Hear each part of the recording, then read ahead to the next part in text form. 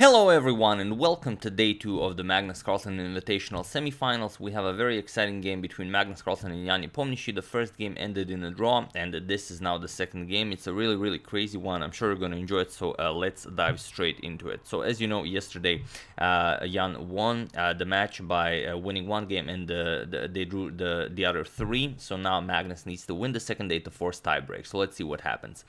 Magnus with the white pieces opens with d4. We have knight to f6 by Jan, c4, e6, knight to c3, and the d5. So again, nothing out of the ordinary. A nice queen's gambit declined. Magnus goes for a trade in the center. We have captures, and bishop to g5 now. We have bishop to b4, pinning the knight here, and the queen to a4 with check. And this has been played many times. You don't lose the bishop because black, of course, blocks the check with knight, and then the bishop is defended. We have e3. Continuing development. Next you're going to develop the bishop, the knight, castle, and so on. So here we have h6, asking do you want to move back or capture on f6, and Magnus trades. We have captures on f6, queen captures, and now knight to e2. And this is not the rarest of moves, but it is fairly rare. Only a few games in the database with this knight to e2 idea. We have castles by Jan, and now there is one game that reached this position with the knight to g3 from 1996, but here we have a3 by Magnus, and it is now only as of move 10 that we have a completely new game. So yeah, let's see how Jan deals with this. He doesn't go back with the bishop, rather he trades once on c3. We have knight captures, and now as his d pawn is under attack, he plays knight to e7, and next he's gonna go forward with his c pawn. So bishop to e2, Magnus also wants the castle, and c6, now nicely strengthening the central pawn. We have castles, and now knight to f5. And I'm sure already here Magnus wasn't feeling all that great because, well, you know what happened yesterday when Nepo started bringing his knight closer to the white king, and now you can already see some ideas here. Queen is coming to g6, knight is coming to h4, there's going to be pressure on g2, bishop might come to h3. So a very attacking position, and well, although Magnus usually doesn't mind getting himself in a position where his opponent attacks, this is rapid chess, so here everyone minds. But Magnus still continues with his play on the queen side. So here we have b4, and now Jan starts with the knight to h4. You could also start with queen to g5, just creating sort of an attacking formation. But Jan starts with knight to h4, and now king to h1 by Magnus. And this is a very important prophylactic idea, because let's say you try something like b5, which is white's plan. You want to attack this weak c6 pawn. Problem is bishop to h3 is coming, and then it's just very ugly. The g2 pawn is hanging. If you push it, you lose the rook. If you capture the bishop, it's not much better. Queen g6 check. If you move the king, this is checkmate, so you're gonna have to block it with bishop to g4. But then f5, you simply attack the bishop cannot move, and well, black will just have an overwhelming attack here. So instead, after knight to h4, Magnus recognizes that the attack is happening and he respects it. He plays king to h1, and now everything is perfectly fine. Queen to g6, Nepo threatens checkmate here, and g3 now, attacking the knight. We have knight back to f5, and now Magnus continues with his attack on the queen side and pushes b5. Nepo ignores this. He continues the attack on the king side. We have h5, and now b captures on c6. So another case of both players ignoring each other. B captures, we have b captures on c6, and now rook to g1. Makes sense, as the bishop is most likely coming to h3, so it will not be attacked on f1. And if the position opens up, it's very nice having your rook on the semi-open g file. And incredible as it is, this is exactly what Jan goes for. He doesn't even prepare it. He just pushes h4. He says, you can have this pawn. I just want to open up some sort of an attack towards your king. And Magnus bravely captures. We have g captures on h4 now with an attack on Nepo's queen on g6, so the knight for the moment cannot be captured. We have queen to f6 now with an attack on the pawn, and Magnus just advances at h5. So no worry in the world. And now, well, Nepo is down material, and he needs to find a way how to attack. And the only way to attack is to bring more attackers into the game. But how do you bring more attackers into the game? The problem is all of your pawns here are on light squares, and there's no good way to open up this diagonal. or is there? Well, as it seems, Jan always finds a way. So here, Jan starts by sacrificing a pawn. He plays c5, and now he offers a pawn here. Knight captures on d5, seems to be a free pawn, and this is what Magnus goes for, and it is the best move in the position. So knight captures on d5, and now bishop to b7. Looks very, very dangerous, so how will Magnus defend this? But Magnus finds a way. He plays bishop to f3. Interestingly, there was the very straightforward queen to d7. This is the absolute best move here that Magnus missed, defending the knight and now forcing a trade, because queen captures bishop is happening and there's no good way to defend the bishop. You're either going to defend it like this, then queens come off the board, and then you play bishop to f3. If you by any chance play something like this, then just queen captures on b7, of course, is happening. And then after captures, knight captures with check, black can't recapture, and white wins a brilliant game. So this would have been better, but Magnus played bishop to f3, which is not bad. It's just not as great.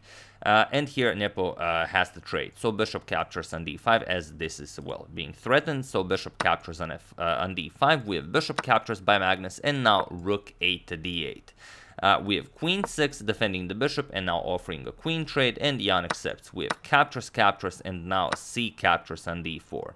So grabbing that pawn, and here again Magnus needs to decide what to do here, whether he wants to capture, maybe he wants to push e4, chase away that knight, and maybe then try to attack the d4 pawn afterwards. But Magnus instead goes for this rook lift, rook to g5. He wants to kick away the knight from the defense of the pawn and maybe have some h6 ideas, happening. So here, a knight back to e7, not allowing Magnus to capture anything because his bishop is hanging here. So bishop back to f3, and now d captures on e3. And here Magnus just captures back. You don't really gain anything by a move like h6, just g6, and you haven't really accomplished anything for the moment. So here f captures on e3, Magnus grabs it, and now rook to d3, going after the pawn. Magnus is up a pawn here, but it's a doubled h pawn, so it's hard to say if he will be able to push for something here. So rook to e5, defending and attacking, and now knight to c8, preparing to shift the knight back to d6. We have a4 by Magnus, and now knight to d6. And here we have again a very nice endgame, bishop against the knight. Nepo a little bit better on time. Nepo has some 8 minutes on the clock, maybe even 9, whereas Magnus had some 6 minutes on the clock. And Magnus needs to find a way to win, as he has lost yesterday's match, so he can't really afford any draws with the white pieces. So here, rook to c1. Interestingly, if you go rook to d5 here, it doesn't do anything because black can just capture here, and you've accomplished nothing. Captures, you've just equalized in material, and now black has a better pawn structure. So after knight to d6, we have rook to c1, and now comes rook to b8. So preparing rook to b2 to completely cut off Carlsen's king from entering the game, and Magnus, of course, does not allow this. He plays king to g2, and now rook b to b3, a very aggressive idea by Jan. Rook to a3, also interesting going after this pawn, but Jan prefers the more aggressive rook b to b3. And now rook to c6 by Magnus, putting pressure on the knight here. For the moment it's defended, but if you capture here, then it's no longer defended. And here you could try bringing the king to the game via king to h7, but Jan decides to do it via king to f8. So here we have a5 by Magnus. Again, very interesting. Rook to c7 does seem to be more precise because after you trade, for example, rook captures, and rook captures, you grab the a7 pawn, and now you have the outside passed a pawn, which also, well, you have the bishop guarding the a8 square, so it could be very, very nice for Magnus. For some reason, Magnus doesn't like that. He pushes a5 right away. Maybe he thought he can just play that afterwards, but now f6 by Jan. Now, is this one of those cases that f6 loses the game? We'll see. So here we have rook to e6 with a double attack on the knight, and now knight to f5 by Jan with a triple attack now on the e3 pawn. So here Magnus goes h6, and this is well, he couldn't really defend the pawn here, so he decides to sacrifice one there, and you can't capture with the pawn because then the f6 pawn is weakened. So here Jan captures with the knight captures on h6, and now comes rook to c8 with check. Again, Magnus doesn't like bishop to h5, which threatens rook to e8 checkmate, but it is a fine idea, because after the checkmate has been prevented, you've eliminated one of black's attackers from the attack, so it's not a bad idea. But okay, we have rook to c8 check by Magnus, king to f7, and now rook to a6, going after the a7 pawn. Then you're going to double up probably on the 7th rank, and then maybe go for g7. But now Nepo also gets a move in. Rook d2 check, king to g3, and now knight to f5 with check. Again, there was maybe an interesting line, rook captures on e3. But it's not easy to spot, because you constantly have to figure out what white will do, and the time is ticking. But the problem is, if for example white captures the pawn, then king g6, and that's it. You don't really have a defense here. If king to f4, just knight f5, and then white is completely lost. Everything is defended. Rook f2 is coming. That's it. But okay, Nepo went for knight to f5 check right away. We have king to f4 by Magnus, and now rook to f2. So sort of going for a very similar idea, and then now comes rook captures on a7 with check. The problem is king captures on f5 is the way to go, but it's again hard to look for winning chances there. Rook captures on f3, and if king g4, then you capture this e3 pawn. And now if rook to c7 check, king to g6, and again the black king is controlling the white king completely. You can't allow a move like rook to b4 check to happen. This rook is cutting off the king completely here, and it's well, the checkmating patterns are there. So instead, after rook to f2, we have rook captures on a7 check for Magnus, king to g6, and now comes rook c to c7. But now, as well as you might imagine, this game is now completely winning for Jan. So feel free to pause the video here and find the winning move, the only winning move, while I give you a couple of seconds. So for those of you who were able to do it, congratulations on beating the world champion yet again. And for those of you who just want to enjoy the show, it's not the rook captures on e3. Nope, but we're going to show why it's not. It's actually king to h6. A weird move to play, but it's a fine idea. The problem with the move you first checked, rook captures on e3, is that white can sacrifice here. Rook captures on g7 with check, and now you have to remove the defender. Knight captures, and now king captures on e3. Rook captures here, and now it's, well, white will be a little bit better, but it's a draw. So instead, after this, like we said, king to h6. This is absolutely crushing, and now you don't really have a good move here. Magnus tried king captures on f5, but it doesn't work. Rook captures on f3.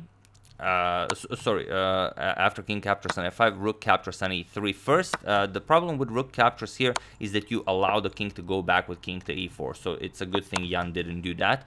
Jan just captured here on e3, and now the white king has nowhere to go. All of the squares are nicely covered here, and well, rook captures bishop is coming. So here Magnus tried rook to c5, but it doesn't help. g6 with check, we have king to g4, and here rook f captures on f3 was played, and it was in this position on move 46 that world champion Magnus Carlsen resigned, as there is nothing more to be done here.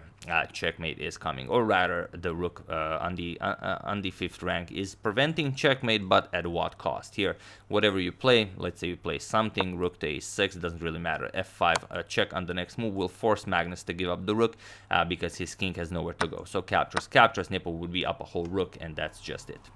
So tough game for Magnus, wasting the white pieces and refusing a draw so many times. But as you've seen, there were like 3 times where Magnus could have played better and gained the upper hand, even some winning advantage. But he missed it, and it was more than enough for Nepo to win the game and take the lead in the second match as well.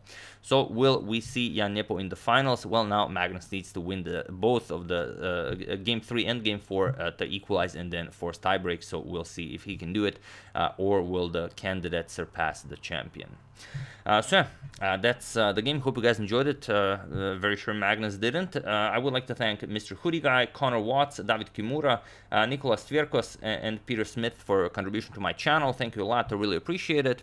As usual, you can check 2 of my previous videos here. Thank you all for watching, and I will see you soon, continuing the coverage of the Magnus Carlsen Invitational, checking up on your wonderful suggestions and whatever else happens in the chess world. So thank you all. I will see you soon, and have an excellent rest of your day.